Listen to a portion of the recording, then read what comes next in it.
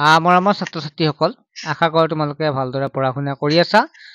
বহুতৰে পৰীক্ষা হৈ আছে আৰু কিছুমানৰ হ'ব বাকী আছে। যিবিলাকৰ হৈছে নিশ্চয় ভালে হৈছে, আৰু যিবিলাকৰ হোৱা নাই তোমালোকে ভালদৰে দিবা। আৰু এইখন মেথছৰ জেনেৰেল মেথামেটিক্সৰ কুৱেশ্যন পেপাৰ, যিটো আজি হৈ গ'ল পৰীক্ষা, তাৰে ফাৰ্ষ্ট ইউনিট টেষ্ট যিটো 2024 সময় 2 ঘণ্টা থাকে, তোমালোকে গমে পাইছে যিবিলাকে হৈ গৈছে, আৰু মাৰ্কছ থাকে 50। ছাত্ৰ-ছাত্ৰীসকল, তোমালোক যিবিলাকৰ হোৱা নাই তোমালোকে চাই ল'বা। শুদ্ধ উত্তৰটো বাছি উলিওৱা একমাত্ৰ যুগ্ম মৌলিক সংখ্যাটো কি?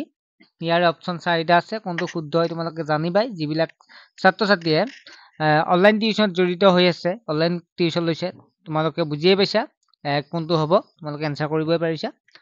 ছাত্ৰ-ছাত্ৰীসকল, আৰু মই গ্ৰুপতো দি দিছোঁ, যিবিলাক দুখীয়া ঘৰৰ ছাত্ৰ-ছাত্ৰী হয় তেনেকুৱা ছাত্ৰ-ছাত্ৰীবিলাক টিউশ্যনৰ অসুবিধা হয়, আৰু যাৰ বাবে মই তোমালোকৰ লগত আহি কেনে ক্লাছ কৰিম বুলি যেতিয়া ক'লো, তোমালোকে সঁহাৰি দিলা, আৰু তাৰ বাবে ক্লাছ কৰি আছো। বৰ্তমান অনলাইন টিউশ্যন ব্যৱস্থা হৈ আছে, বহু ছাত্ৰ-ছাত্ৰী জড়িত হৈ আছে। যিবিলাকে জড়িত হৈ আছে, ক্লাছ কৰি আছে, তোমালোকে এটা কমেণ্ট কৰা যে মই ক্লাছ কৰি আছো বুলি। আৰু যিবিলাকে জড়িত হোৱা নাই, তোমাৰ মানে ক্লাছ কৰা নাই, তোমালোকে 9394628219 নম্বৰটো SMS বা ফোন কৰিব পাৰা। মাত্ৰ 49 টকাকৈ মাহিলী লোৱা হয়। ইয়াৰে প্ৰথম প্ৰশ্নটো হৈছে শুদ্ধ উত্তৰটো বাছি উলিওৱা। 10টা থাকে, 1 পূৰণ 10, 10 নম্বৰ। একমাত্ৰ যুগ্ম মৌলিক সংখ্যাটো কি? ইয়াৰে 4টা অপশ্যনৰ শুদ্ধ উত্তৰটো তোমালোকে লিখিবা। যেহেতু মই এইবিলাক কৰি দিছোঁ, গতিকে জাষ্ট মই কুৱেশ্যন পেপাৰখনে আলোচনা কৰিম, এনচাৰবিলাক তোমালোকে নিজে চেষ্টা কৰিবা। আৰু যিবিলাকে বুজি পোৱা নাই তোমালোকে টিউশ্যনত জইন হ'লে বুজি হৈ যাবা।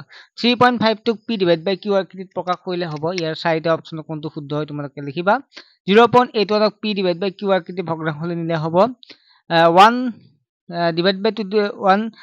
divided by √7ৰ হৰ পৰিমেয়কৰণ কৰিলে হ'ব 50%ক ভগ্নাংশত প্ৰকাশ কৰিলে হ'ব 1/4 ভগ্নাংশটো শতকৰাৰ ৰূপত প্ৰকাশ কৰিলে হ'ব a⁴m × a⁴n মানে কিমান, n এইবিলাক সকলোবিলাক কৰিয়ে দিছোঁ মই। 2 - x² + x³ বহুপদটোৰ ৰাশিৰ x² সহগ তেনেকুৱাকৈ 10টো দি আছে 5x² + 4x² + 7x বহুপদটোৰ ৰাশিটোৰ মাত্ৰা কি হ'ব? 2 নম্বৰ সঁচা নে মিছা দিয়া আছে। প্ৰতিটো স্বাভাৱিক সংখ্যা এটা পূৰ্ণ সংখ্যা, প্ৰতিটো পৰিমেয় সংখ্যাই এটা পূৰ্ণ সংখ্যা। একেবাৰে সহজ প্ৰশ্ন। সংখ্যাৰ উৰ্ধ্বগামীৰ অৱস্থান নিৰূপণ কৰা। 1/11ক দশমিক বিস্তৃতি প্ৰকাশ কৰা আৰু বিস্তৃত ধৰণ উল্লেখ কৰা। আৰু 5 নম্বৰটো দীঘলীয়া হৰণ নকৰাকৈ কৰিব দিছে। 3/5 আৰু 4/5ৰ মাজত 5টা পৰিমেয় সংখ্যা উলিওৱা। তলৰ সংখ্যাকেইটা পৰিমেয় আৰু অপৰিমেয় হিচাপে শ্ৰেণীভুক্ত কৰা। তলৰ ৰাশিকেইটা সৰল কৰা।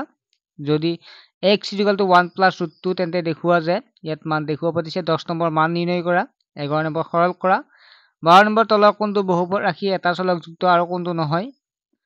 5x - 4x² + 3 বহুপদৰ মান নিৰ্ণয় কৰা। যেতিয়া x = 0, x = -1, x³ + 28x² + 28x + 1ক x + 1 বহুপদৰ হৰণ কৰিলে পোৱা ভাগশেষটো নিৰ্ণয় কৰা। ছাত্ৰ-ছাত্ৰীসকল, প্ৰশ্নখন তোমালোকে ভালদৰে চাই যাবা। এইবিলাক আমি পঢ়িছোঁ অনলাইন ক্লাছত।